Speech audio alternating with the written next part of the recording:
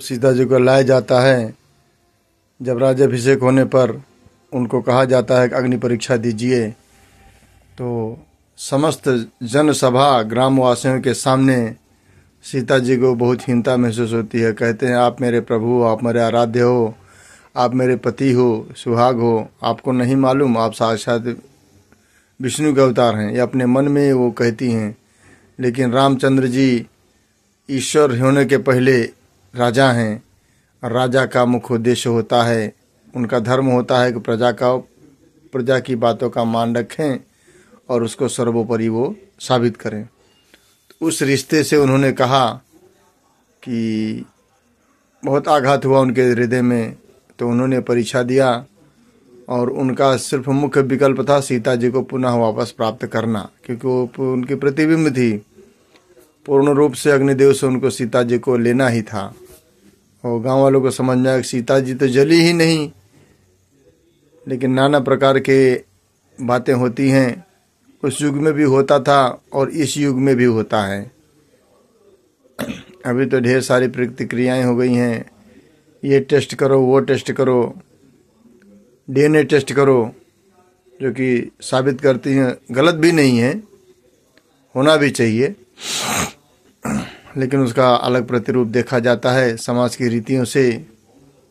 लेकिन समाज की रीति आजकल लोग मानते कहाँ। पहले तो लोग सिर्फ पांच जन बैठकर पंचायत करते थे और जनसभा के सामने संबोधित किया जाता था कि आपका ऐसा दंड है, आपको इतना दंड मिलेगा, आपको ये कर भरना पड़ेगा। तमाम चीज़ें हैं जो आज के युग में नहीं है। युग बदलता गया, लोगों के विचार बदलते गए। वही धरती, वही आसमान, वही पेड़, वही पालो। आज सिर्फ आदमी के रीति रिवाज बदल गए हैं। लोग चांद पर भी पहुंच गए, लेकिन उसी चांद पर जाकर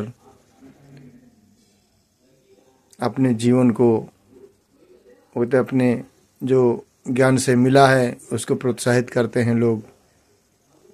तो दोस्तों, जीवन में जीने के लिए हर चीज़ की उपलब्धता ज़रूरी होती है, और उसके साथ साथ नियम का पालन करें तो हमें कोई तकलीफ ना हो। बचपन में तो हमसे भी बहुत सारी त्रुटियां हुई हैं, लेकिन हमने कभी किसी का एक पैसा नुकसान नहीं किया हूँ। अपने होश संभालने के बाद लगभग 30 साल में हमने किसी का 1 रुपया नुकसान नहीं किया हूँ। 30 साल में। अभी मेरी उम्र 52 साल की है। तो मेरे दोस्तों, मेरी इन चीज़ों को ध्यान से सुनिए।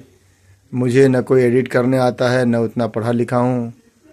मैं सिर्फ यही बनाकर डालता हूँ कि लोगों को समाज में बदलाव हो कुछ थोड़ा बहुत, और लोग अच्छी तरह से रहें। मैं ही जानता हूँ कि धर्म की नीति में किसी का नुकसान आप नहीं करोगे तो ऊपर वाला आपको हमेशा सुरक्षित रखेगा।